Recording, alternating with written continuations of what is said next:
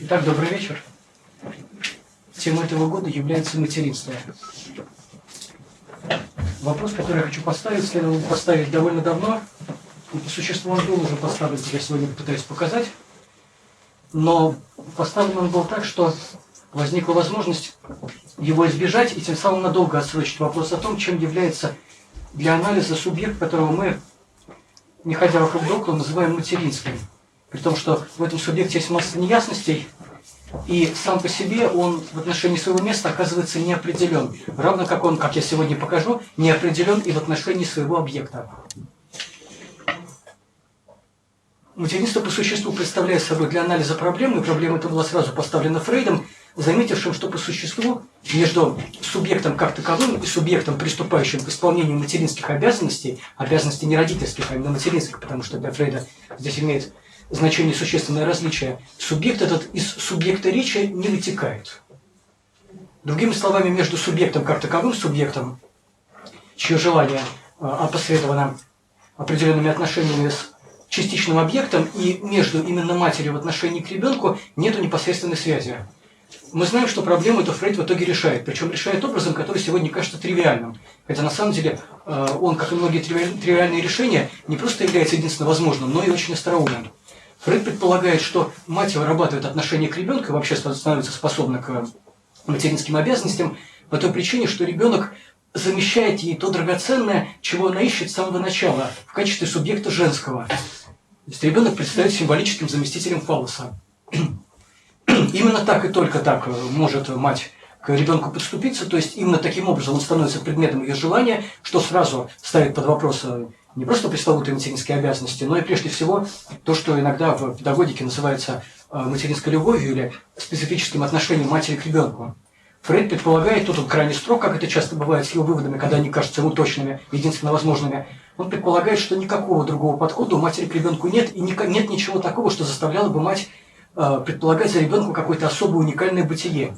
То есть вся та риторика, на которой строится современная педагогика, риторика уникальности нового индивида, риторика дара в качестве появления нового человеческого существа, вся эта риторика оказывается Фрейдом с самого начала сметена, поскольку она предполагает, что у матери есть какое-то сопряжение с другим, которое на уровне бессознательного не обнаруживается. Другими словами, мать может вступить в отношения с ребенком только как с объектом. И я хочу показать, что из этого вытекает, поскольку даже если данный ход мысли Фрейда является вам знакомым, то, скорее всего, следствия, которые можно из него вывести, таковыми не являются. Прежде всего, в отношении к ребенку мать способна занять ту позицию, которую в прошлом году мы разбирали, поименовав ее вслед за Лаканом карнавальной. И в этом отношении получают объяснение все те практики, я имею в виду практики нежного обращения, практики взаимодействия с ребенком раннего возраста, которые для матери характерны, которые обнаруживаются почти в каждом материнском субъекте. Более того, если они не обнаруживаются, это вызывает сильную тревогу, в том числе окружающих. Но так или иначе, практики этого нежного обращения, опять же, возможны именно по той причине, что мать обнаруживает в ребенке предчувствие чего-то такого, чему она может карнавал адресовывать. Заметьте, что речь идет опять-таки именно о фаллосе, потому что совершенно очевидно, что если говорить о карнавальной деятельности, то есть о том, что Лакан называет способностью женщины красоваться, то она может быть адресована только и специфически взгляду того, в проекции которого находится орган, то есть адресована она взгляду, который мы называем взглядом субъекта с нехваткой. Я поясню, что я имею в виду. Вопреки тому, что обычно мы думаем, полагая, что женщине чего-то недостает, а мужчины напротив слишком много, то есть судьба его одаривает чересчур щедро, все на уровне аналитическом стоит совершенно наоборот. Именно мужчины, как мы в прошлом году разобрали, охарактеризовываются тем, что мы называем нехваткой. Нехватка это не является нехваткой ни бытия, ни каких-либо способностей, ни положения в обществе, но она сопряжена с тем специфическим, что не дает мужчине вести себя вольно. То есть мужчине не позволены те специфические практики, которые, как известно, разрешены женщине. То есть мужчине, грубо говоря, спускаясь к самому простому языку, недоступен флирт. То, что Лакан называет наслаждением своим бытием под взглядом другого, для мужчины оказывается закрыто. И это невыводимо из гендерной психологии, как правило, которой сегодня оперирует социология, и которая предполагает, что существуют заранее предписанные гендерные роли, которых каждый субъект, отмеченный полом, должен придерживаться. чтобы быть в обществе принятым. Все это имеет, напротив, отношение именно к функции взаимодействия с объектом. Поскольку сам по себе мужчина не может к фаллусу адресовываться, это означает, что для него возможность красоваться, возможность наслаждаться своим бытием под взглядом другого совершенно закрыта. Напротив, она открывается для женщины. То есть то, что по существу женщина делает с ребенком, все известные практики нежного обращения, разговоры с ним, взятие его на руки, которые иногда привлекают специфическое внимание окружающих, все они действительно являются чем-то таким, что обеспечивает именно наслаждение женского характера, то наслаждение, которое может женщина получить. И в этом смысле, как мы видим, между материнской позицией и позицией женской действительно есть сопряжение. По крайней мере, тут его можно обнаружить. Что, скажем, делает женщина, когда она нежно к ребенку обращается, когда она использует уменьшительные суффиксы, то есть когда ее любовь находит грамматическое выражение в определенной риторике? По существу она делает то, что и обычно, то есть она демонстрирует нечто под взглядом другого. При этом речь не идет о тех случаях, когда практики нежного обращения совершаются на показ. То есть дело здесь не в демонстрации как таковой, по крайней мере, не в демонстрации социума, хотя и такие случаи тоже не исключены. Здесь имеет место нечто такое, что Лакан называет отношением женщины к другому с большой буквы.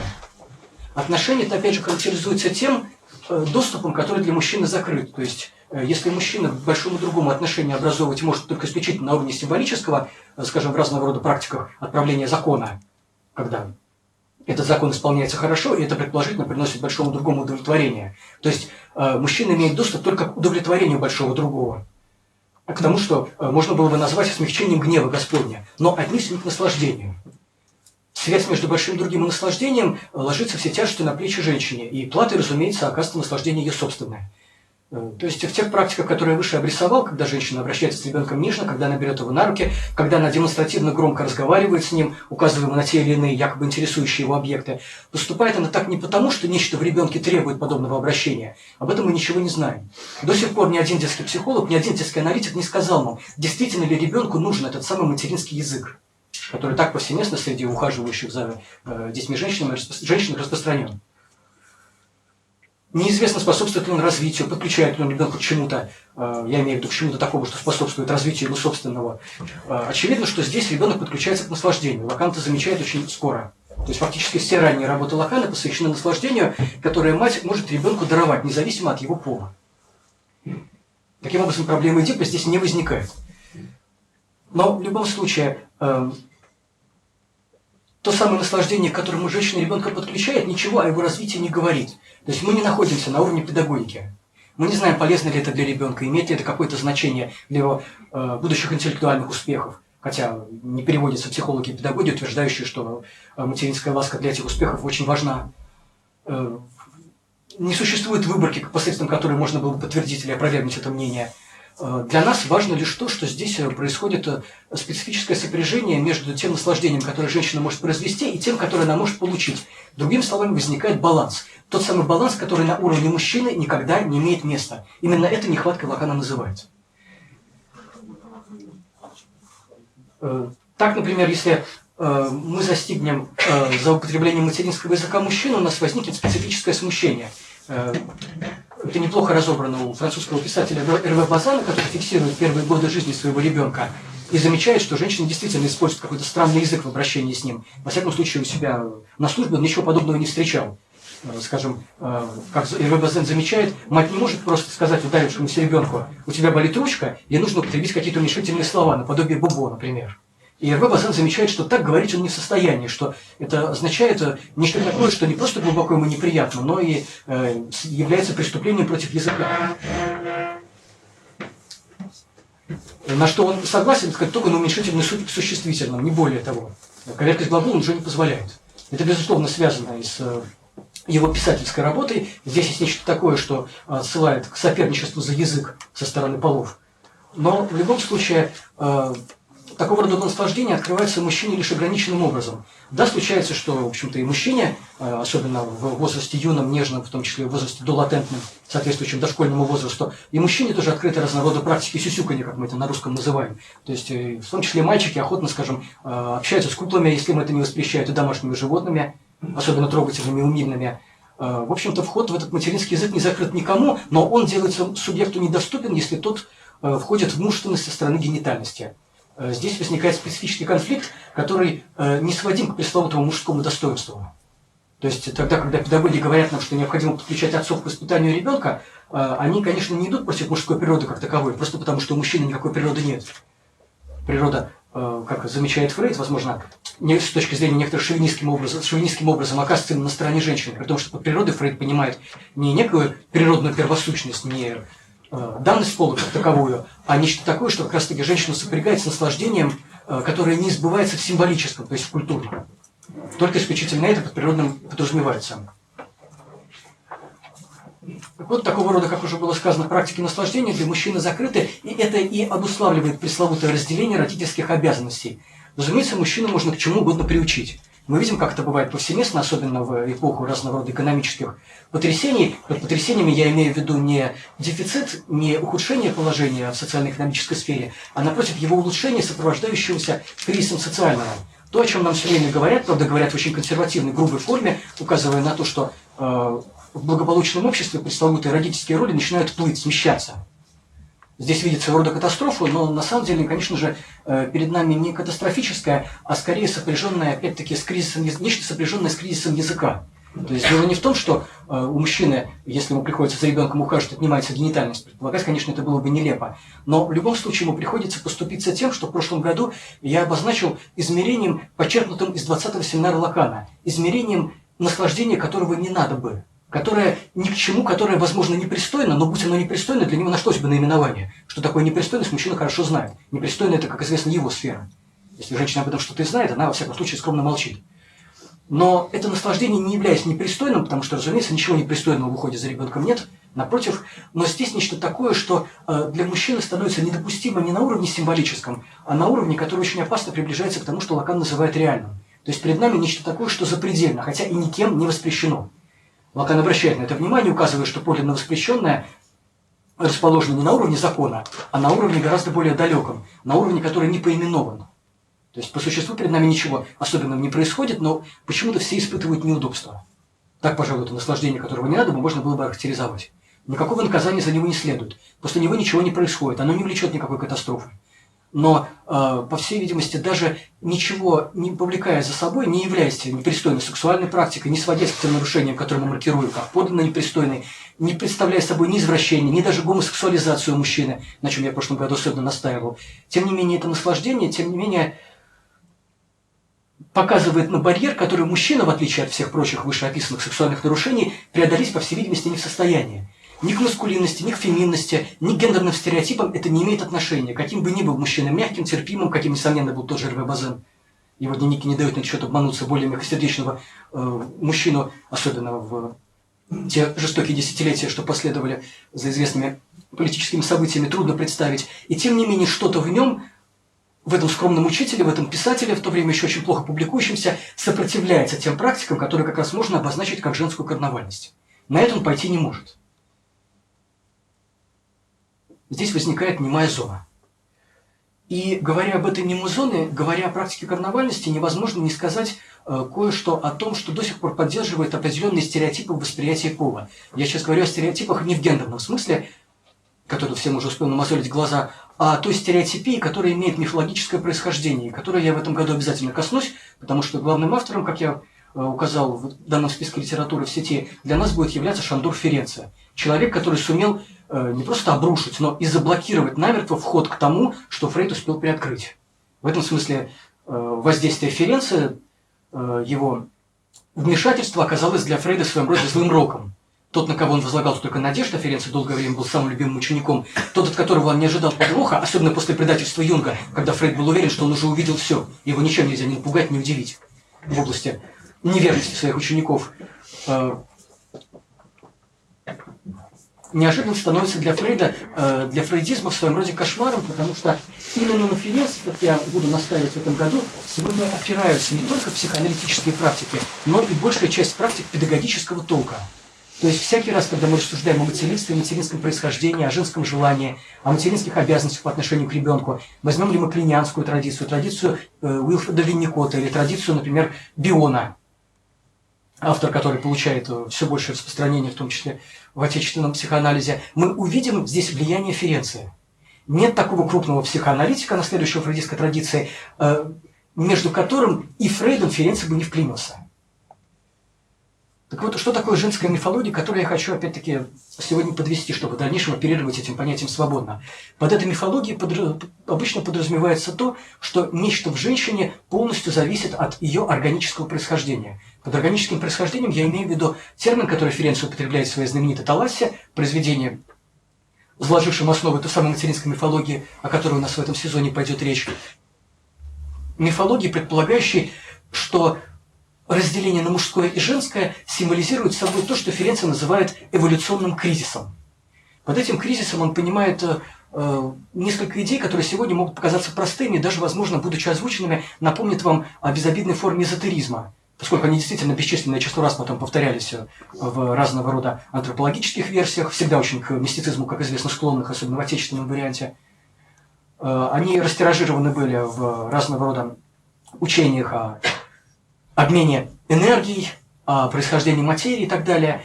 И учение это подразумевает, что существует какое-то значимое, важное сопряжение между тем, что мы называем эволюцией, и чем-то таким, что потом выходит на поверхность в виде мужского вызова. Ференци начинает свое повествование с того, что с его точки зрения важной травмой, а надо сказать, что вся теория Ференци основана на теории травмы. Он начинает с травмы рождения и в итоге заканчивает масштабнейшей травмой именно эволюционного кризиса. Травмы, которая оставила в субъекте неизгладимый след, который он все время воспроизводит, и которая в конечном счете лежит в основании его невротизации. Положение, которое намертво Ференци от фрейдовского учения отсекло, ибо, как известно, в основании неврозов, согласно Фрейду, лежит вовсе не это. С точки зрения Ференци, имевшая место травма, сопряженная с пресловутым выходом из океана на берег. В тот момент, когда нашим предкам, которых нам сегодня довольно трудно помыслить в их формах, момент, в который наши предки должны были начать пользоваться легкими и покинуть ту комфортную океаническую среду, в каковой до этого они находились. Травму эта Ференци считает определяющей и полагает, что не только происхождение субъекта, как существа всегда неудовлетворенного, в том числе сексуально, но и разделение субъекта, то есть миф о Гермафродите, который был рассечен, тоже восходит именно к этому травматическому эволюционному кризису. Кризису, который потребовал от субъекта приспособления на органическом уровне. То есть самой большой травмой Ференци считает не необходимость, скажем, питать тело, не поиск еды, не сексуальные отношения между субъектами. Все это он полагает крайне вторичным. С его точки зрения именно те неприятные впечатления, которые живая материя получает, покидая комфортную для нее водную среду и сталкиваясь с враждебным миром, миром, который постоянно шумом врывается в ее легкие на уровне газообмена, столкновение с этим миром и привлекло за собой образование субъекта в том виде, в котором сегодня мы его застаем. Это субъект, который борется за выживание и который бросает происходящему вызов. Ференци предполагает, что этот вызов успешнее удается определенному виду, который потом, собственно, приобретает мужское генитальное значение в эволюции. И, напротив, существует такая субъектность, которая неким образом все еще остается там, в первородном океане, в этой самой теплой жидкости, которая омывала организмы ранее, и доступ, который был в ходе эволюции утрачен, и за этим субъектом, который приспособился немного хуже, он закрепляет понятие женского. Как мы видим, теория эта носит, в общем-то, не просто антропологический размах, но и уводит нас в сторону практически неприкрытого сексизма. При том, что Ференци не входит в число тех нерукопожатных авторов, я имею в виду, в частности, Вайнингера и Ницше, которые буквально в двух словах умудрились наговорить о женщинах столько, что их перестали пускать в приличное научное общество. Ференци из него выпал не полностью. Более того, мы видим, что до определенной степени его идеи держали победу. Потому что на какую педагогику материнского сегодня вы не обопретесь, вы увидите, что пресловутое сопряжение материнского и женского она ищет именно там. Ведь более чем удобно свести материнское и женское, указывая на то, что по существу материнство и состоит в возвращении субъекта в пресловутые амниотические воды. Воды, которые очень напоминают океанические, по мнению некоторых исследователей, в общем-то, океаническим гомогенным, равнозначно. Пребывание плода в плацентарной жидкости, то якобы чудесное райское состояние, в котором он, находясь в этой жидкости, пребывает, то ощущение блаженства, которое якобы в субъекте закрепляется и которое грубо оказывается прервано физиологическим актом рождения, еще одна травма, которую Ференци как в преломленном стекле, как в маленьком осколке, усматривает, опять же, травму эволюционного биологического происхождения. Все это поддерживает нашу убежденность в том, что между женщиной и матерью есть не просто сопряжение логического характера, но и сопряжение характера органического. То есть на уровне биологии женщина возвращает нам историю. Вот к чему подводит Ференце, и вот каким образом ему удается оставленную Фрейдом зияние, дыру между материнским и женским обойти. Со многих точек зрения поступает он, конечно, не совсем честно. Мало того, что в его учении нет ничего особо нового, то есть по существу он воспроизводит старый гностический миф о женщине как о хоре, о поглощающей материи, которой всегда мало, а материи предположительно темной. Материи наслаждающейся, причем наслаждающейся слепо, пользуясь какими-то природными источниками. Воспроизводя этот миф, Ференце пытается дать ему научную основу. Если вы откроете Талассу, в частности, главу мужское и женское, точнее, маскулинное и феминное, которое вершает собой этот труд, то увидите, что Ференце силится придать своему изложению научный характер. Он постоянно указывает на какие-то данные биологии, убеждает читателя, что если даже этих данных не хватает, он непременно их найдет, что он проконсультируется с соответствующими источниками, что пусть его гипотеза кажется слишком смелой, но он все равно надеется найти ее научное значение, показав всем, что по существу она может лечь в основу учения о полах. Но как бы он ни чился, как бы он ни силился, сквозь текст проступает тревога, и, в общем-то, чем далее, тем яснее становится то, что текст этот базируется на мифе, который я выше не случайно назвал гностическим, поскольку именно этот миф подпитывает христианство в той его части, где оно выказывает характерный для него мизогинический шовинизм. То есть случается, что иногда богословы напоминают нам, что в самом христианстве ничего против женщины вы не найдете, что оно по существу напротив возвращает женщине ту роль, которой она долго была лишена. Но если что-то христианство в его ненависти к женщине подпитывает, то это, конечно же, то, что возникает на уровне II века нашей эры, Валентиново учение. То есть тот самый гностицизм, который по-своему христианство мутирует и отображает в виде возвращающем на круг именно мистические практики, сочетанно иудейские и древнегреческие. Причем брошенное в христианскую почву, это зерно прорастает совершенно специфическим растением, которое до сих пор изучают богословы и культурологи, изучают не беспроблемно, потому что гностицизм не становится яснее от того, что его фантазм написан. Лакан неоднократно замечал, что в гностицизме есть нечто такое, что не может быть усвоено на уровне метаязыка, то есть на уровне метатекста, на уровне текста научного. Гностицизм представляет собой такое желание, которое для субъекта притягательно и в то же время неанализируемо. Именно с этим связано широчайшее распространение, опять-таки, разного рода эзотеризма, склонности субъекта к практикам чтения, которые я разбирал в прошлом году, указывая на то, что они чрезвычайно сродни своего рода несказанному наслаждению. То есть современный субъект является наполовину субъектом гностическим. Те верования, которые мы поддерживаем, и не в последнюю очередь это вера в мать как женщину, тоже восходят именно к воззрениям гностического характера. В этом смысле они неанализируемы. Бесполезно было бы искать их исток в какой-нибудь травме или в социальном неравенстве, что пытаются иногда сделать феминистские движения, не оправдывая мужчину, показывая, что у них в определенный момент эволюции просто не было выбора, и поэтому женщина оказалась оттеснена на ту роль, на которой она находится. Я полагаю, что все это бессмысленно, и что посредством Энгельса эту мизогинию не объяснить. Что она находится именно в этом самом неанализируемом тексте, а гнозис, по сути, представляет собой тайный записанный текст, в отличие от Библии Нового Завета, которые как раз-таки даны как явные. Текст, который ни одному субъекту прочесть не дано. Мы сегодня мыслим, я буду показывать в этом году, что большинство аналитиков также читают эту книгу, даже не зная того. И когда они начинают рассуждать о роли материнства, о связи с ребенком, о том, что мать должна к ребенку на помощь поспешить, о том, что мать имеет решающее значение для адаптации ребенка и его развития, они фактически читают тот же самый текст. У них нет ни одного доказательства, которое бы подтвердило, что роль матери на определенном этапе развития является решающей. Перед нами именно мифология в том сильном смысле, в котором это слово употребляет Фрейд. Скажем говоря, мифология влечений. В мифологии он понимает не ложное сознание, как это иногда делают вслед за Марксом, а нечто такое, что из знания субъекта неустранимо, но при этом проанализировано быть не может. В частности, та же самая теория влечений, которую Фрейд называет мифологией своей системы, это не то, что является ненаучным. Как мы знаем, напротив, более точного учения Фрейд нам не оставляет. Но это то, чем нельзя поступиться. Это то, что из психоанализа нельзя изъять. Именно поэтому мифология оно и является. Выдерни из анализа систему изучения частичных влечений, и все рассыпется. Как мы знаем, именно это и делает Юнг, и поэтому Фрейд его изгоняет. Юнг неплохо оперировал понятием либидо, понятием влечения к смерти. Здесь у него не было никаких разногласий с Фрейдом. Но как только он замахнулся на частичный объект влечения, как тут же с психоанализом его отношение оказывается разорвано. В том же смысле я говорю о мифологии материнства, указывая на современную педагогику в широком смысле слова, на наше воззрение на мать, которых мы зачастую сами, не анализируя их, придерживаемся. Это мифология именно по той причине, что ее нельзя из современной гуманитарной науки выдернуть. Сделайте это, и никакой педагогики, никакой психотерапии, никакой возрастной психологии, никаких институтов детского развития просто не останется. Это неизымаемый камень, краеугольный. Но мы находимся на территории анализа, где мы вполне можем в этом камне сомневаться, мы не обязаны ни возрастной психологии, ни педагогике. Анализ не берет на себя обязательств по наилучшему или наиболее удачному развитию субъекта во всех его способностях, как не берет он на себя обязательства предупреждения невроза. И поэтому мы можем свободно говорить об этой мифологии именно с точки зрения ее недоказуемости и того разрыва, который она содержит.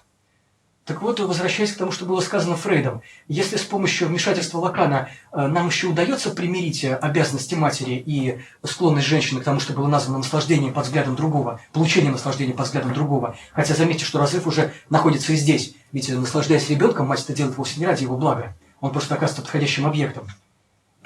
Поскольку он представляет собой нечто фаллическое, матери удобнее с его помощью к фаллическому взгляду другого адресовываться, доставляя ему наслаждение. Как я в прошлом году показывал, именно это и образует то самое пресловутое семейное единение, семейную гармонию, о которой так часто нам говорят идеологи. По существу эта гармония базируется на том, что с одной стороны находится женщина с ребенком, а с другой отец. То есть как бы соответствующие иконографии, сопрягающие отца с ребенком, не пытались бы построить здесь троицу, треугольник, ничего не получается, поскольку ребенок от матери неотделим не потому, что мать берет на себя тяготу ухода за ним, не в социальном смысле этого слова, не во временном, не в посудочном, а в том смысле, в котором ребенок является именно объектом матери, с помощью которого она пытается отца вовлечь в эти самые карнавальные практики, повеселить. Именно поэтому с ребенком она называет себя на «мы».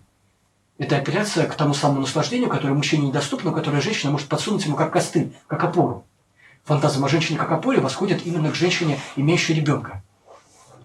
Если даже ребенка случайно под рукой не оказалось, то женщина все равно способна в роли матери выступить. Мы знаем, как часто мужчины вступают со своими женщинами в материнские отношения. Здесь дело не в том, что мужчина становится ребенком сам, разумеется, это не так. Но являясь для женщины господином не в социальном смысле, а в смысле лакановском, то есть в том виде, в котором господин предстает в дискурсе истерическом, в дискурсе, где истеричка задействует свои женские чары, чтобы господина соблазнить, в этом дискурсе действительно мужчина всякий раз опирается на то, что женщина способна ему показать. Помощь, которую женщина мужчине оказывает, та самая опора, о которой говорят традиционные религии, в частности, на которых они так настаивают, возлагая на женщину эти бремена, состоит не в том, что мужчина должна быть, не состоит не в том, что женщина должна быть мужчине слугой, как иногда вульгарно это понимается, а напротив, именно в той сепарированной, отделенной от мужских обязанностей роли, в которой женщина предстает чем-то вроде затейницы карнавала, танцовщицы. Показывая, что она ребенком наслаждается, показывая, что у нее это потаенное наслаждение есть, она указывает мужчине, что для него не все потеряно. Что каким бы угрюмым он не был, каким бы не был он в своем мужском обсессивном состоянии неприятным, суровым, строгим, тем не менее, она, по крайней мере, со своей стороны может эту строгость уравновесить и восполнить. То есть целью женщины является, разумеется, мужская улыбка. И даже не улыбка как таковая, а именно пресечение того режима, который мужчина вводит под лакановским названием строгий взгляд или взгляд серьезный. Там, где мужчина делает серьезное лицо, женщина будет побуждать его с этим выражением лица распроститься.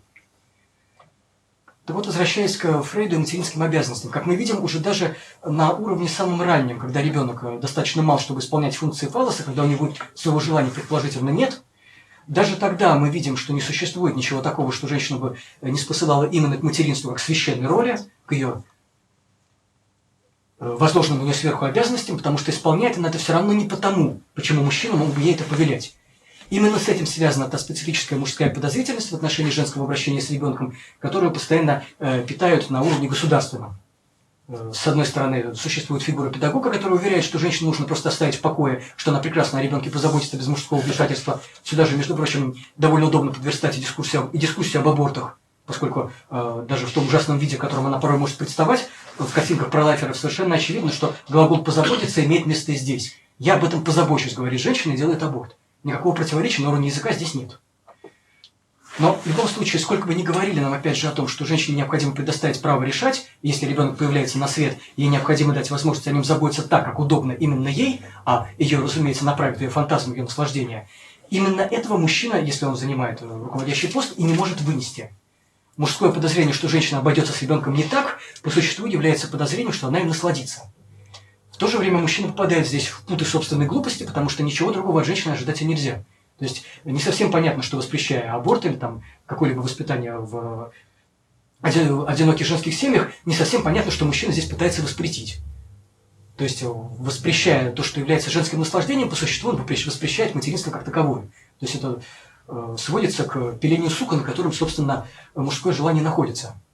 Именно поэтому все эти инициативы выглядят, в общем-то, так бесплодно и глупо. Но, тем не менее, они не так глупые именно в том месте, на которое я указал, показав, что действительно в женщине нету сопряжения, по крайней мере, прямого сопряжения с тем, что можно было бы материнскими обязанностями назвать. Мужчина подозревает ее в том, что по существу, даже находясь с ребенком на «мы», большей степени близости представить себе нельзя. Близость языка является наиболее существенным маркером отметенной близости. Но даже находясь с ребенком на «мы», женщина все равно от него отделена именно там, где ребенок верен не ее долгу, не ее чувству священной обязанности, а чему-то такому, чем мужчина управлять не волен. Именно здесь его подозрение, его ревность и вспыхивает. Больше ничему другому он не завидует, и я полагаю, что феминистское подозрение к деторождению как таковому тоже к этому никакого отношения не имеет. Если в чем мужчина может женщину подозревать, то только в том, что она действительно распорядилась ребенком так, как будто бы он является объектом ее наслаждения под взглядом другого. И мужчина не всегда уверен, что это именно он. По существу на этом мужская ревность и базируется.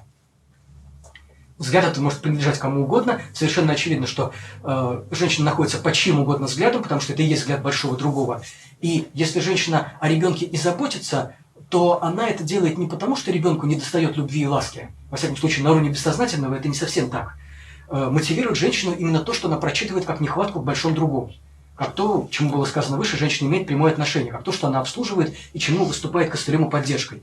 То есть, когда женщина воркует с ребенком, когда она его моет, купает, одевает, когда она предпринимает разного рода акты заботы о нем, она по существу восполняет не его нехватку, а именно нехватку большого другого. Ему-то все это адресовано. Именно он должен свое наслаждение, как было сказано выше, получить. То есть, так что, как вы видите, здесь почвы для мужских подозрений, в общем-то, немало. Другое дело, что мужчина не имеет ни малейшей возможности их реализовать. И любая попытка их пустить в жизнь и ввести какого-либо рода запреты, в том числе государственные, и в особенности государственные, конечно, выглядит здесь крайне нелепо. Но, переходя к этапам дальнейшим, в тот загадочный момент, когда из ребенка как фаллоса образуется нечто наподобие субъекта, когда у ребенка появляется в частности речь, мы можем опять-таки запросить, какого рода ответственность, какого рода путы, какие связи, какие, если использовать слово на злобу дня, скрепы, заставляют женщину отношения с ребенком поддерживать. То есть, что на этом уровне вообще происходит. И здесь мы входим в очень специфическую фазу, о которой вопросом фактически не задаются, но которая то и дело вспыхивает протуберанцами подозрения в истории педагогики. Скажем, если обратиться к примеру, которым я в последнее время оперирую, потому что он является для многих актуальным, особенно если у кого-то есть собственная практика психологического толка. Это пример, связанный со скандалом, возникшим на почве аутизма. Мы знаем, что аутизм – это, по сути, скандальный диагноз. Скандальным он является не только потому, что его зачастую выпрашивают, я имею в виду, выпрашивают матери, которым почему-то нужен, вместо других менее почтенных. Но скандалом аутизм стал и потому, что вина за появление аутического ребенка была возложена, как мы знаем, именно на мать. Возникает концепция матери рефрижератора, холодильника, которая не дает ребенку достаточно ухода на какой-то неизвестной тонкой стадии развития, которая всегда упускается, которую можно установить только задним числом, которая пока не была датирована точно. Но предполагается, эту гипотезу выдвигают самые первые работающие с аутистами психологи и врачи, что мать что-то упустила, что она где-то ребенка проморгала, что она не дала чего-то важного, именно поэтому ребенок навсегда открепляется от того, что можно назвать реальностью. Совершенно непонятно, как бы мать могла это совершить, поскольку прикрепление к реальности, если говорить о психоаналитическом уровне знания, не является ее обязанностью. То есть не совсем понятно, что в этом плане матери вменяют, но поскольку у психологов своя точка отсчета, вполне возможно, что что-то такое на уровне эмпирическом и правда удалось пронаблюдать. Другое дело, что мы прекрасно понимаем, что существует сколько угодно довольно холодных, пренебрежительных и даже жестоких матерей, которые никогда не бывают наказаны аутическими детьми. Но то упорство, с которым некоторые психологи настаивали на том, что именно мать необходимо преследовать за появление ребенка с подобным дефектом, что именно на нее необходимо возложить вину, те скандальные ситуации, которые ввиду этой вины возникали, те довольно трагические происшествия, которые под сенью этой вины произошли, которые были предприняты матерями, доведенными до отчаяния существующей системы лечения аутических детей, все эти случаи, несомненно, указывают на то глубокое подозрение, истоки которого я обрисовал выше. Подозрение, сопряженное с непониманием того, что именно мать с ребенком связывает. Особенно на том этапе, когда ребенок обретает речь. То есть, если ребенок ее не обретает, возникает сильнейшее подозрение, что связь утрачена. Что мать не справилась с чем-то таким, что представляет ребенка уже не как фаллоса, не как ее объект, с которым она может грамматически объединиться, идентифицироваться, а как что-то такое, что отмечает ребенка именно как самостоятельную единицу. То есть матери не удается именно переход от того, что мы называем фаллосом и частичным объектом, к другому субъекту. Именно так, по всей видимости, если интерпретировать с аналитической точки зрения подозрения психологов, они ситуацию видят. То есть перед нами в виде кризиса аутического ребенка на самом деле вырисовывается кризис именно системы медицинского и психотерапевтического обслуживания. Это кризис, с которым они справляются, потому что, как было сказано выше, они опираются на всю ту же сначала принадлежащую Ференции, а потом оформленную к их вящему удобству Винникотом систему, в которой мать предстает объектом для ребенка в своем роде идеальным. Это персона, которая знает все нужды ребенка, которая может его обслужить, и которая должна непременно справиться. Чем чаще Винникот повторял, что матери вовсе необходимо быть идеальной, что от матери этого не требуется, тем очевиднее, что именно это желанием Винникота и было. То есть оговорку он совершает, естественно, по Фрейду. И действительно, мы наблюдаем, что в том числе на уровне аналитическом существует глубокое открепление от собственно материнского и от детского на том уровне, где ребенок оральную фазу покидает. И именно в отношении последовательностей сексуального развития я бы сегодня хотел сказать несколько слов, поскольку здесь наблюдаются интересные закономерности, которые, если мы поторопимся с выводами, могут быть восприняты превратно. Что обнаруживает именно классический психоанализ в ходе беременности и детского развития? Он обнаруживает прежде всего очень любопытный факт, который сопряжен с оживлением того, что можно было бы назвать оральным фантазмом. Именно в ходе беременности в женщине появляется нечто такое, что иногда аналитики называют регрессией, при том, что термин этот, по всей видимости, некорректен, потому что под регрессией необходимо понимать не возвращение на более ранние стадии развития, чего на самом деле никогда не происходит. Прямой регрессии никогда не бывает, она не имеет места в буквальном ее виде. Под регрессией необходимо, напротив, понимать прибавление, то есть вмешательство элемента более ранней стадии развития в наличное состояние. То есть регрессия не упрощает состояние субъекта, напротив, его усложняет. И уже первые постфрейдовские аналитики наблюдают, что беременная женщина действительно каким-то образом, как они сами это называют, инфантилизируется, с точки зрения фрейдовской регрессирует, а с точки зрения более требовательной в ней появляется какой-то новый элемент. Те самые склонности к капризам, то специфическое настроение, в котором часто беременная женщина пребывает или не пребывает, это касается не всех. По всей видимости, речь идет именно о желании, а не физиологии. Как бы физиологию это не пытались свести, перед нами именно бессознательная продукция, то есть что-то связанное с влечением, под взглядом другого. В любом случае, то специфическое изменение характера, которое так часто приписывается беременным женщинам и от них ожидается в социуме, по всей видимости, сопряжено именно с тем, что первые фрейдовские аналитики называют вмешательством орального уровня. У женщины появляется потребность, ей хочется чего-то необычного. Она особым образом прикрепляется к мужчине. Все это указывает на то, что в ней оживают какие-то элементы орального фантазма, которые на самом деле не совсем понятны с точки зрения своей целесообразности. То есть, как бы мы ни придерживались природной гипотезы, как бы мы ни полагали, что любое состояние организма, в частности материнского, отвечает каким-то природным целесообразностям, что оно, скажем, необходимо для рождения и вынашивания ребенка, ничего похожего это не подтверждает. Почему так происходит, зачем женщине необходимо это оживление, почему оно имеет место, какую оно, в общем-то, играет функцию, мы не знаем. Мы можем только его наблюдать. И было бы, наверное, очень соблазнительно это самое оживление оральности в беременном женском субъекте сопрячь с тем фактом, что рождает она свое дитя, то есть будущего субъекта, именно в оральную стадию. То есть было бы соблазнительно видеть в этом своего рода преемственность, ту приуготовляемость, ту подготовку, которую мать совершает с собственным влечением, для того, чтобы неким образом ребенка в момент его появления на свет подхватить, встретить на уровне желания. Но, по всей видимости, эта гипотеза не имеет под собой особых оснований, то есть это допущение, не более того.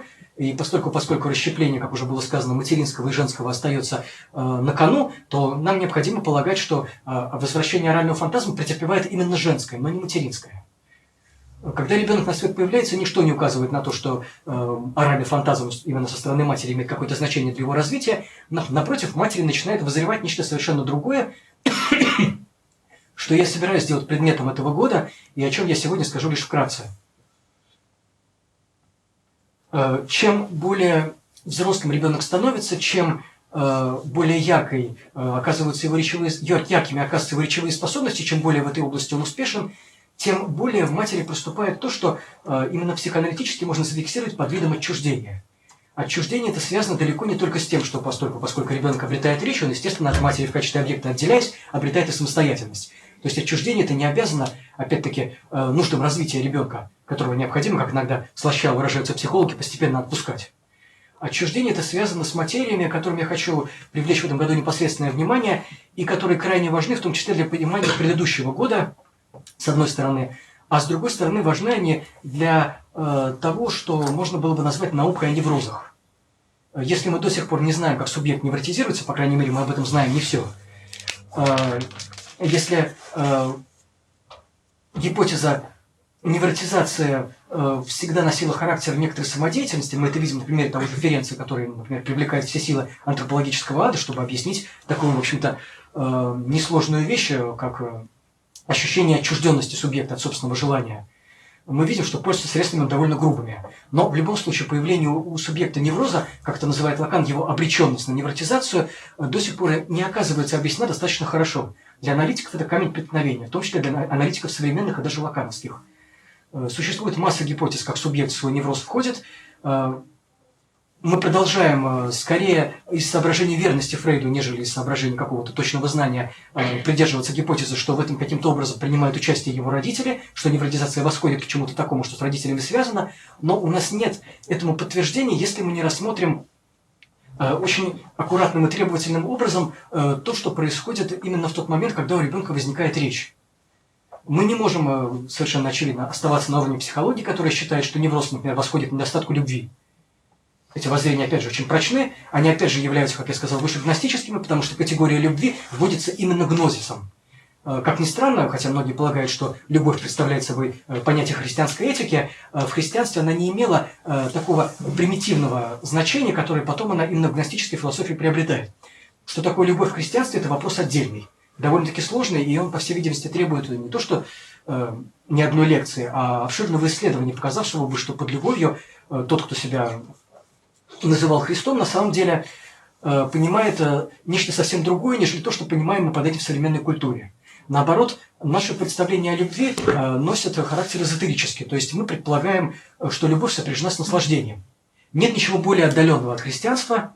Если обратиться к Евангелию, можно убедиться, что любовь – это нечто совершенно другое. Но зато наслаждение очень удачно сопрягается с любовью именно в учении неоплатоническом, которое, как известно, поздний гнозис и уже европейского, западноевропейского характера подпитывает. Именно поэтому любовь сегодня носит такой, опять-таки, сентиментальный, слащавый характер, в ней проскальзывает что-то для субъекта непотребное, более непотребное, чем секс. Это, на самом деле, выражение Жижика, и, в общем, можно свидетельствовать, что оно довольно удачно. Любовь действительно является более непристойной, чем секс, даже самый непристойный, самый извращенный секс, именно потому что в любви, в том виде, в котором мы из культуры ее унаследовали, как раз-таки сконцентрировано то, что субъекту не надо на уровне наслаждения. Именно поэтому любовь, по выражению лорда Честертона, остается прерогативой женщин, но не мужчин, потому что для женщины вопрос наслаждения, которого не надо бы, тоже стоит. Она каким-то образом она генитальному причастна, значит, она причастна символическому отторжению такого наслаждения. Женщине оно тоже может быть неприятно. Но у нее есть средства примирения с ним. Вопрос не стоит так остро, как в случае мужчины. Именно поэтому для мужчины история с любовью не имеет большого значения, он старается держаться от нее подальше, тогда как женщина каким-то образом себя не обнаруживает и может ее в свою биографию вписать. Но в любом случае, я сделал это отступление для того, чтобы показать, что пресловутая любовь к ребенку не имеет ни малейшего значения. Что это такое, мы не понимаем, на уровне анализа никакой любви к ребенку не обнаруживается вообще. Поначалу, как было сказано, мы видим отношение к объекту, фаллосу, которое действительно идет ребенку на пользу, потому что не позволяет матери отходить от него далеко, чтобы этот объект не утратить. Ребенок способен выжить, потому что мать от него не отходит, но не отходит она от него именно потому, что выполняет он функцию объекта А, как замечает Лакан. Это идет ребенку на пользу, в итоге он обретает речь, и вот тут связь рвется. Рвется она, как было уже сказано, не по причинам педагогическим. Здесь есть нечто такое, что отсылает к более глубоким корням, которые я выше назвал мифологическими, и которые систематически трактуются неверно. У нас заканчивается время, я понимаю, что невозможно продолжать эту тему до бесконечности, тем более у нас впереди еще есть лекция. Я лишь намечу ее сегодня, чтобы стали понятны контуры тех концепций, которыми я намереваюсь размежеваться, равно как и тех концепций, которые я собираюсь ввести, с тем, чтобы пресловутое развитие субъекта в его вхождении в собственный невроз, триумфальное, можно было сказать, вхождение, потому что происходит оно довольно рано, еще до латентного периода, стало бы для нас яснее. Я полагаю, что нам необходимо разделаться с мифологией именно мизогинического характера, которая предполагает, что женщина предпринимает захват именно на уровне своей женской природы, женской материи, которая, всегда являясь ненасытной, не может ребенка от себя отпустить.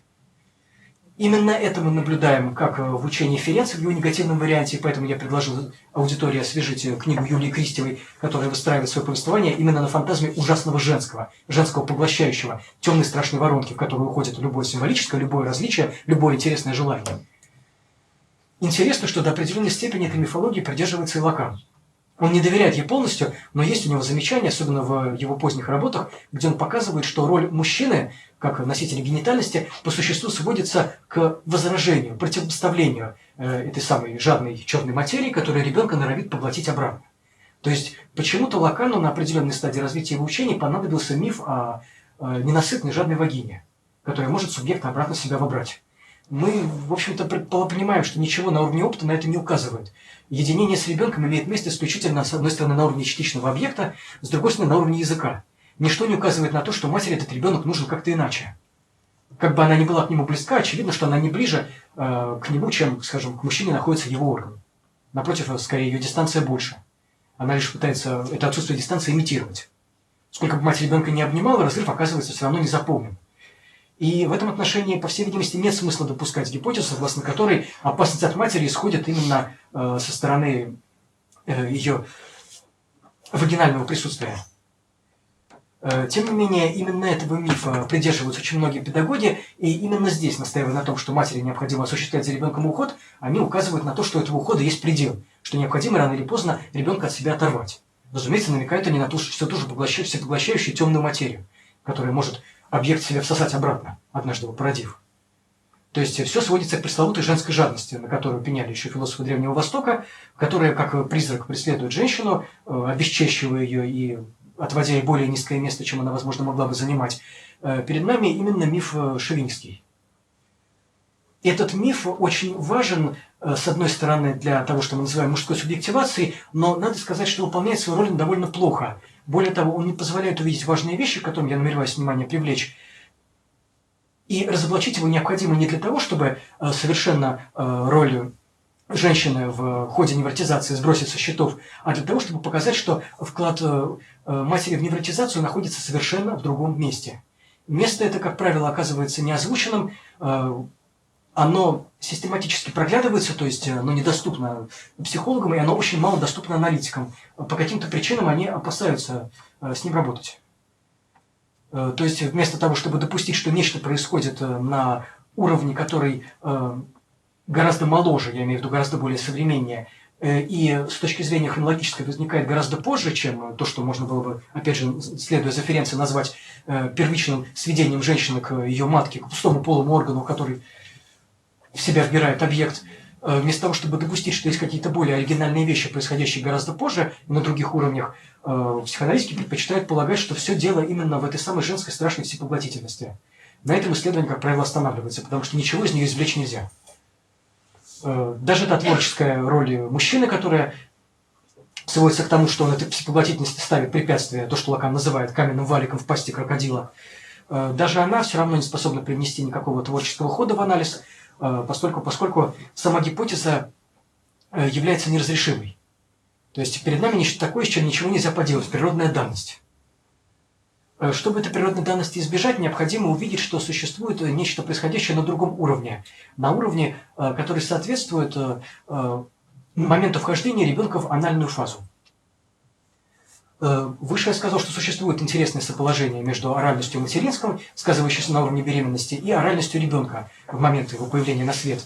Очень любопытным для психоаналитиков является нахождение подобной же аналогии, если это вообще аналогия, и в случае материнства в отношении более взрослого ребенка. Когда ребенок входит в свою анальную стадию, то есть научается специфическим ведущим в будущем к обсессии практикам обращения с экскрементальным объектом, мать тоже начинает предлагать на уровне своего желания нечто такое, что отсылает опять-таки к анальной фазе. Момент этот крайне темный. Исследовать его очень трудно, в том числе потому, что нам всегда не хватает экспериментального материала. Но в любом случае, в том возрасте, когда ребенок становится в достаточной степени от матери отделенным, в матери появляется что-то такое, что опять-таки напоминает о ее независимости от ребенка, о происхождении ее желаний совершенно других материй. и невозможность сведения этого желания к обслуживанию детских потребностей, в ней проявляется что-то такое, что сказывается на уровне речи. В тех способах, которыми мать обращается с уже говорящим ребенком, в том, что на уровне речевой продукции она ему предлагает, все ярче и сильнее, по мере того, как ребенок в свою анальность входит, начиная приближаться к фалличности, сказывается собственный женский анальный фантазм. Фантазм этот создает в ребенке особую зону, которую я однажды в ликбезе назвал зоной теоретической. То есть, если есть такой момент, когда желание матери оказывается ребенку дано, когда ребенок соображает, что мать, как вообще любая женщина, оказывается не всей, то есть она не сведена к своим материнским функциям в данном случае, то это момент, когда ребенок сам начав говорить и начав обращаться с экспериментальным объектом, то есть выработав своеобразные ритуалы, сопряженные с брезгливостью, жадностью по отношению к объектам, скажем, игрушкам, с определенными страхами и фобиями, потому что они все тоже восходят к анальному уровню в основном, выработав ряд ритуалов в обращении с объектом, ребенок вдруг натыкается на то, что у матери тоже есть какой-то объект. В тех умолчаниях, которые мать допускает, в тех фантазиях, которыми она с ребенком делится, в практиках чтения, в которых очень ярко сказывается присущий именно женскому субъекту специфический садизм. Я разбирал этот момент, по-моему, позапрошлом году, когда читал лекцию о материнском выразительном чтении, о причинах, по которым мать, скажем, выделяет голосом одни события или какие-то качества героя, напротив, совершенно не обращает внимания на другие. Совершенно очевидно, что здесь сказывается именно ее фантазм, что какие-то события для нее ведут к тому самому, чем она способна насладиться. Поэтому-то она, собственно, и практикует чтение, особенно чтение ребенку. То, что она в чтении до ребенка доносит, это не то, что сопряжено с его интеллектуальным развитием, это то, что отсылает именно к возможности матери пофантазировать в отрыве от генитальных обязанностей. Это тоже важный вопрос, я не могу сейчас его касаться, тем более, что время истекает. Мы знаем от Фрейда, что с генитальным обязанностям женщина далеко не сводится, в отличие от мужчины, что у нее есть какое-то свое придержанное для себя наслаждение. Именно по причине этого наслаждения женщина и подозревается. То есть, если у нас есть возможность утверждать, что к женскому субъекту на уровне истории наличествует какое-то другое отношение, что он воспринимается иначе, чем мужской, что в нем все время усматривает какое-то лукавство, что женщина, по выражению Лакана, опять же, является не всей, она в символическом неуловима, то лишь по той причине, что у нее есть какое-то наслаждение, которое она придерживает только для себя. Все подозрения мужчины, адресованные женскому субъекту, мужская настороженность по отношению к нему, желание женщину дисциплинировать, нормализовать, адресуются именно к этому моменту. Очень важно заметить, и почему-то лакановские аналитики избегают это делать, хотя, в общем-то, у них в распоряжении все инструменты, очень важно заметить, что практика наслаждения, где женщина наслаждается сама по себе, где она ничего не получает от мужчины и ничего не собирается ему давать, в этих практиках ее фантазм скорее является фантазмом садистическим. Это крайне странно, опять-таки, учитывая то, что говорят нам классические аналитики о женщине, намекая на то, что женщина якобы является по природе мазохисткой. Если она мазохисткой является, то только и строго в отношении генитального фантазма. Более того, Лакан замечает, что даже там это не совсем так, что женщина не сводится именно к субъекту мазохистскому. Даже в тех случаях, когда имеет место вагинизм или какие-то виды фригидности, обрекающие женщину на неприятные ощущения при половом акте, даже в этом случае, обучаясь получать вагинальное наслаждение, она все равно не задействует те ресурсы, которые задействуются именно в мазохистском фантазме, что есть у нее ресурсы другие. Лакан на этом очень серьезно настаивает. Но мы видим, что проблема стоит еще более интересно и ярко. Не являясь мазохисткой даже в отношении генитальности, женщина тем более не практикует мазохистические практики на уровне своего собственного личного наслаждения. Заметьте, что оно является анальным уже просто потому, что оно принадлежит только ей. Это ее объект, она может его отпускать или возвращать обратно, она ни с кем не будет им делиться. Но очень интересно, что если мужчина до этого объекта не допускается, в этом состоит пресловутый женский секрет, если мужчина ничего об этом наслаждении не знает, если ему неведомы те практики, с помощью которых женщина фантазирует перед сном, ему неведомы те истории, которые женщина себе рассказывает, и в которых она может посвятить разве что аналитика, и то не всякий раз. То есть, если ему неведомо, с помощью чего женщина свое наслаждение, в том числе вполне генитальное, мастурбационное, получает, то в это наслаждение, оказывается, посвящен ребенок. Собственно, ни для чего больше говорящий ребенок женщине не нужен, ничего больше ее с ним не связывает. И более того, связь эта очень хрупкая и слаба, потому что ребенок выступает в отношении этого наслаждения не объектом, будь он объектом, возможно, это сказалось бы на его развитии не лучшим образом, но, по крайней мере, обеспечило бы более плотную связь на уровне материнства и детства. Но объектом он является именно зрителем. Зрителем, который прикрепляется к фантазму матери на уровне речи. Ибо никакого другого фантазма, никакого другого выражения, кроме речи, этот фантазм не знает.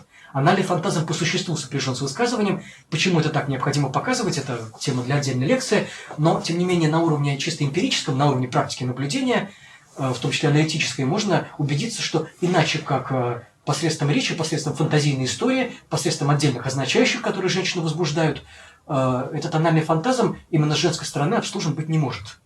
То, свидетелем чего ребенок становится, это именно его обрывки. И этот момент превращается в его развитие в нечто решающее.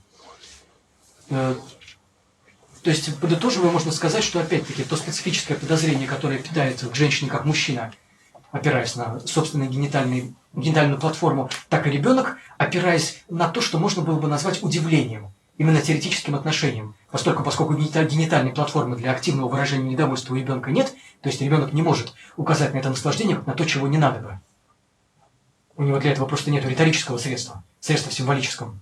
Это может сделать только мужчина. Так вот, не способный указать на это наслаждение как на непристойное, ребенок, тем не менее, прекрасно все понимает. Пресловутое хорошее понимание ребенка, о котором так много говорится, опять же, в мифологии детства, пресловутая способность ребенка воспринимать вещи более непосредственно, не имеет никаких оснований, кроме как раз-таки тех, что обнаружится на уровне психоаналитическом. Ребенок сохраняет ясность зрения именно там, где для него становится явным наличие у матери какого-то желания, которое ему непонятно. Понимать его ребенку не обязательно. Более того, оно останется для него непонятным до седых волос. Но уловить, что перед ним именно желание, что перед ним какая-то специфическая наслаждающаяся деятельность, уловить, что здесь перед ним разворачивается некий театр, корни которого восходят к чему-то ядовитому, к чему-то очень требовательному к словам, к чему-то такому, что совершенно невозможно постичь. Ребенок вполне в состоянии. То есть желание ему дано, я не раз об этом говорил, и это очень важный момент для понимания положения именно маленького ребенка. Ребенку дано желание так же, как оно дано аналитику, именно на уровне подозрения в его наличии. То есть ему дано представление об инстанции желания. Пусть оно сколь угодно доречевое, я имею в виду донаучное, пусть оно сколь угодно не систематизированное, не снабженное соответствующим терминологическим аппаратом, но тем не менее ребенок к этому желанию подключается как свидетель. Ему становится ясно, что в матери есть нечто такое, что она имеет для себя и что она может ему показать. Заметьте, что это вообще очень специфически и точно характеризует положение женщины, как известно, она может показать. И именно так, например, обозначает Джудит Батлер. То есть девочка в отношении себя не обманывается. То, что у нее есть, всегда находится при ней, она может это показывать, в отличие от мужчины, который со своим органом вступает в специфические отношения. Он то подчиняется, но то нет. И это обеспечивает его неудобное положение в бытии, его специфическую мужскую неуверенность и серьезность. И то, что женщина показывает, действительно является ее достоянием, чем-то неизменным, но не на уровне органическом, а именно на уровне речи. Этот самый фантазм, который выражается в женских читательских практиках, в практиках женского рассказа, колыбельной песни, в практиках выделения специфических означающих при чтении, в том числе голосом, и здесь нужно говорить о специфике выразительности, это никогда не меняется. То есть этот фантазм у женщины остается неизменным. Она всегда может его предъявить. Он никогда ей не отказывает. В отличие от мужского органа, который иногда мужчину может подвести, женщина как раз-таки всегда способна насладиться, что, естественно, вызывает справедливую зависть со стороны сильной половины человечества. То есть, в отличие от того, что обычно о женщине думает врач, я имею в виду врач эпохи Фрейда, врач, занимающийся излечением истеричек, полагающих, что у мужчины имеет место довольно прочный, обеспечивающий ему положение в обществе генитальный аппарат, а у женщины якобы существует, напротив, нечто, не дающее наслаждения в полной мере, нечто такое, что необходимо улучшить, в частности, в ходе психотерапии или какого-либо лечения, направленного на исцеление невроза, то есть у женщины фригидна в своей основе. Напротив, мы видим из лакановского анализа, что все обстоит наоборот. Там, где мужчина находится в смущении, не зная, куда его повезет его желание, и удастся ли ему быть в том, что иногда называется перформансом, исполнением генитальности на высоте, женщина всегда обладает на уровне языка прибежищем, тихой гаванью, куда она может удалиться, если она порой этого не делает, то есть если иногда мужчине не удается совпасть с ее желанием в этой гавани находиться, то это опять-таки является культурной проблемой именно мужчины, особенно в наше вегетарианское время, когда женщине в этом отношении больше ничего не требуется. Именно к этой зоне желания, воплощенного в языке, к этой зоне принадлежащего женщине наслаждения, которое она ребенку показывает, и функция демонстрации которого остается неизменной, равно как и присутствие ребенка в качестве зрителя при этой демонстрации, я в этом году и собираюсь предметно подойти, показав, в частности, каким образом к функции этой демонстрации восходит формирование невроза, которым мы со временем начинаем заниматься все более плотно невроза навязчивых состояний. Спасибо.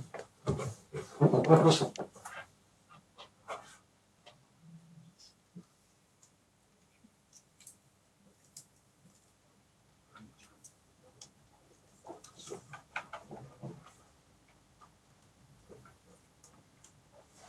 Да? Все же невротизируются. Да, без исключения. Там люди, у кого там, не знаю, там два отца или там те, кто близко домах оказывается и так далее. То есть получается, что какая-то практика, к ней все подключены независимо от того, там, читают мамы или нет, включают клещи и нос. Они подключаются в детских домах еще более непосредственно, поскольку, как известно, и, в общем, сегодня есть методологические исследования, согласно которым по существу воспитание является как раз-таки практикой прикрепления к женской жестокости. То есть, учитывая, что в пресловутых местах коллективного развития всегда имеет место женский персонал, и это является антропологически не случайным с точки зрения многих аналитиков, можно утверждать, что субъект прикрепляется к садистическому женскому фантазму еще быстрее, еще сильнее, если у него нет того буфера, который можно было бы назвать буфером отцовского воспрещения. То есть в детском доме это происходит практически моментально. Дело не только в маме. Дело в любой женщине. То есть не бывает такого, чтобы ребенок был женщины в своем воспитании лишен. Я полагаю, что даже если мы приведем пример гомосексуальные мужские семьи, мы все равно не обнаружим достаточного материала, чтобы утверждать, что ребенок совершенно оказывается отделен от фигуры женщины. Равно как очевидно, что в женских семьях ребенок не отделен от фигуры, которая вводит его выйти под фигуру мужской. Мы сейчас находимся не на уровне рассуждения о составе семьи, а на уровне именно символического. То есть мужская речевая практика, равно как и практика речевая женская, непременно так или иначе ребенку будет доступна. То есть мы не можем здесь стоять на уровне наивного вопроса, который порой задают в отношении Лакана, и который звучит следующим образом: что будет, если ребенок не посмотрится в зеркало? То есть некоторые понимают, что некоторые полагают, что лакановскую стадию зеркала это опровергает.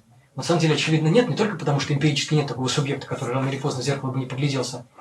Для этого понадобились слишком искусственные меры, которых не удается сегодня достичь. Но и в том числе потому, что, говоря о функции зеркала, Лакан не имеет в виду зеркало как предмет.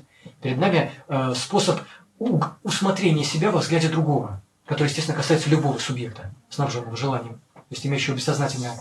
Тоже касается и прикрепления субъекта к практикам, о которых я сегодня сказал, к практикам, в которых воплощается женское анальное наслаждение. Это прикрепление произойдет непременно.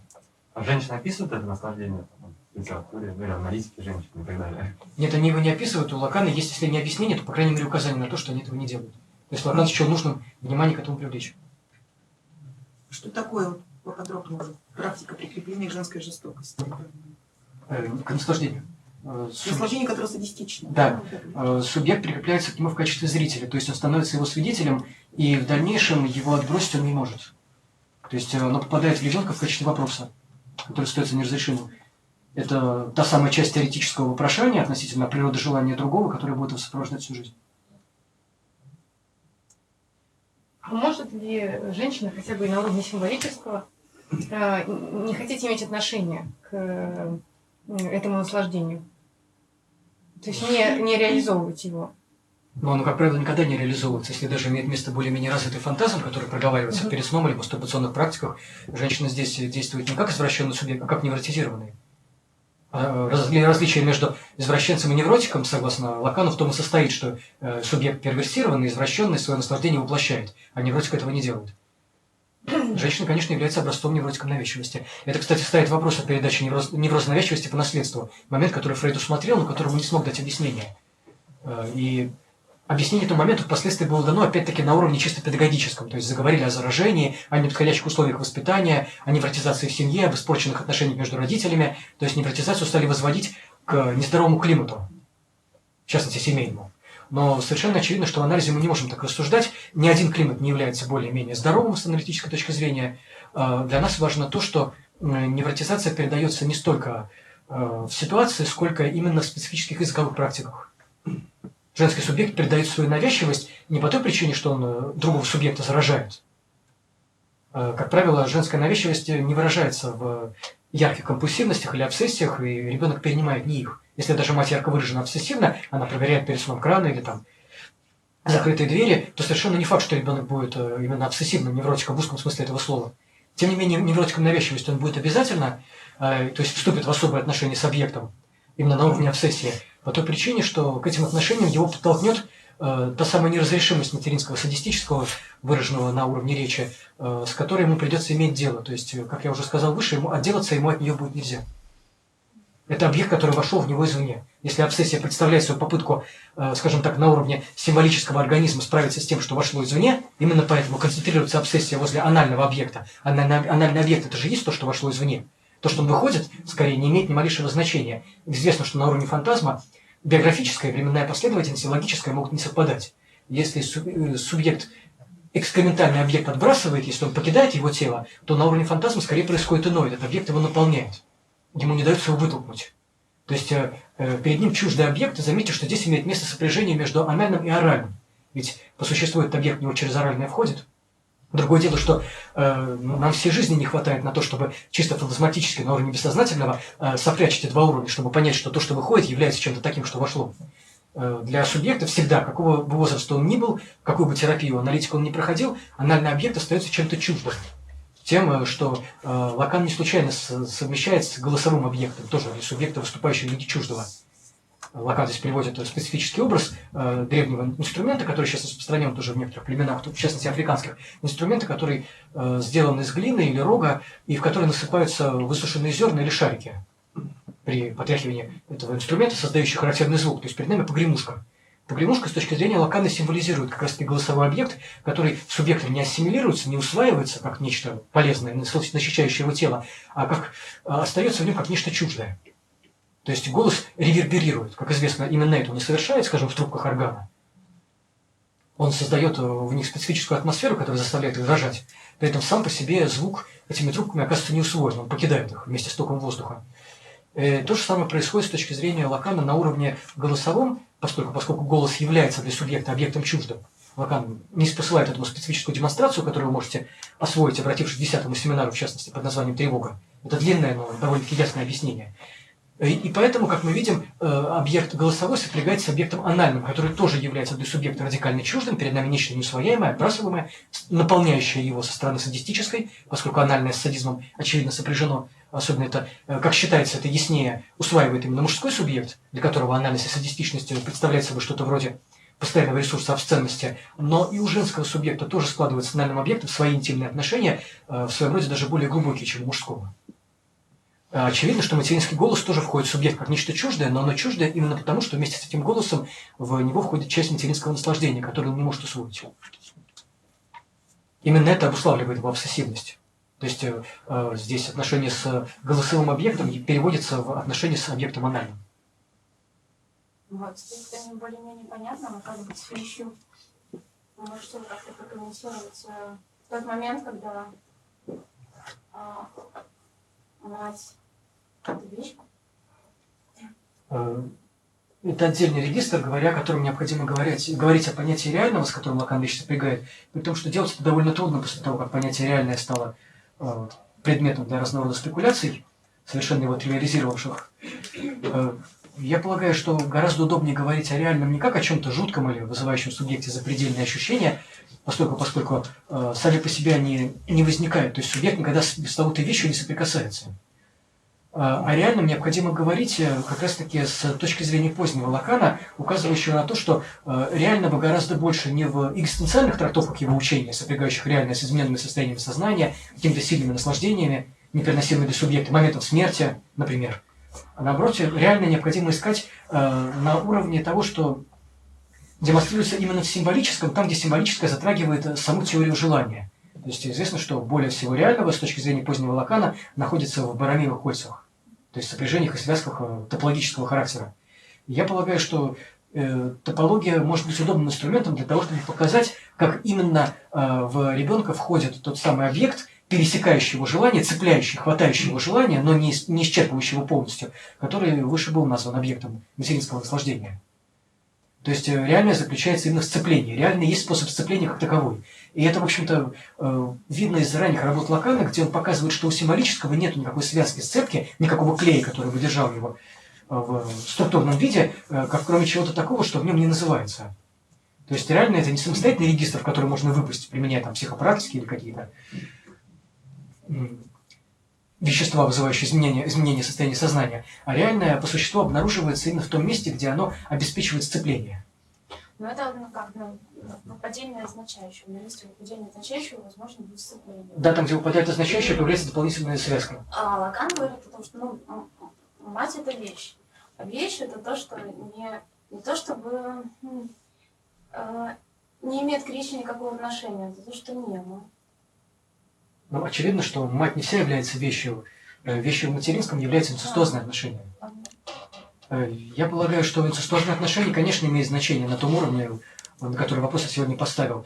Именно потому-то, собственно, отношения с матерью приобретают такой специфический оттенок, потому-то этот материнский объект так легко в субъекта проскакивает, я имею в виду ребенка, поскольку инцестуозное отношение имеет место. Но для этого необходимо говорить отдельно об инцестуозном как таковом. Очевидно, что опять-таки гипотеза, которую Фрейд лишь краешком выдвигает, и которую потом растаскивает по кусочкам аналитики, пытаясь из них слепить собственное понимание закона и отношение к закону, для понимания инцеста не годится. То есть инцест нужно расследовать именно на том уровне, на котором имеет место женское наслаждение в практиках карнавального характера, и в частности в обучении субъекта наслаждению со своей стороны. Заметьте, что в той операции, которую я сегодня разбирал, мать ребенка наслаждению не учит. Она учит его в другого рода случаях, тогда, когда обращается с ним как с фаллосом, когда его подталкивает к зеркалу, когда его одевает, раздевает, купает, указывая ему на то, что он очень хорош. В то же время, в тот момент, когда мать с ребенком кусочком своего фантазма делится, она, безусловно, совершает какую-то педагогическую операцию, но педагогической, в строгом смысле слова, она не является. Здесь мать скорее проговаривается. Еще вопросы? Ну, вы говорите, что ребенок является великим, а котики могут выполнять такую роль, домашние животные и так далее. Вот я бы сказал о том, что практики обращения на «мы», в частности, лингвистические, грамматические, доступны любому субъекту, и предметом этих практик вполне может быть котик. То есть обращение с котиком как раз-таки соответствует тому уровню, который я назвал уровнем моральным, когда ребенок для матери является все еще фаллосом. Когда ему адресуется речь, как раз-таки к материнскому фантазму не имеющее отношения, а имеющее отношение именно к наслаждению, которое Лакан описывает в 20-м семинаре. Это наслаждение не всей. Наслаждение это не носит анального характера, его не удается прикрепить к той запретности, которой анальное наслаждение отмечено. Женщина здесь наслаждается дозволенным образом. Вы можете увидеть различия в том отношении к мужскому, которое я провел выше. Если первого наслаждения женщина не стесняется, и более того пытается мужчину в игры с ребенком вовлечь, чтобы это наслаждение ему даровать, в случае же анального фантазма вы от женщины не услышите ни слова. То есть обращение с котиками и прочими умилительными животными, конечно, соответствует обращению с детским тельцем, как с фаллическим, как с объектом А. А когда взрослая мать общается со взрослым, например, сыном, как это проявляется, то есть в такой речи? Это отдельный вопрос, я к нему намеревался подойти в следующих лекциях. Несомненно, там сказано что-то такое, что мать заставляет скреплять отца и сына. Здесь, собственно, и происходит пресловутое символическое наследование от отца к сыну. Оно лежит опять же на плечах женщины. Потому что эта мать способна зафиксировать то, что сын является чем-то таким, чем являлся для женщины в свое время его отец. Но также в отношении к уже взрослому сыну сказывается и то запретное наслаждение, о котором я сказал сегодня. То есть практики посвящения своей запретной штучки, в штучке именно анального характера, с выросшим ребенком мать не оставляет тоже, хотя они имеют проявление крайне паскудное, латентное. Мать, разумеется, их стесняется. То есть не стесняться женщине удается только в тот крайне узкий момент развития, занимающий буквально полоску времени, когда ребенок уже речи обучен, но при этом недостаточно фалличен. Как только ребенок входит в фаллическую стадию, не говоря уже о латентной, это возможность, это окно возможностей для матери закрывается. Именно поэтому необходимо изучать то, что происходит с ребенком в узком промежутке между 3-м и 5-м годом жизни. Этот момент является наиболее важным для формирования субъектности, равно как для формирования невротического в субъектности, не только потому, что здесь происходят такие важные вещи, как обучение ребенка речи, вхождение его в социум и так далее, но и по той причине, по которой он с этими самыми интимными практиками материнского наслаждения знакомится.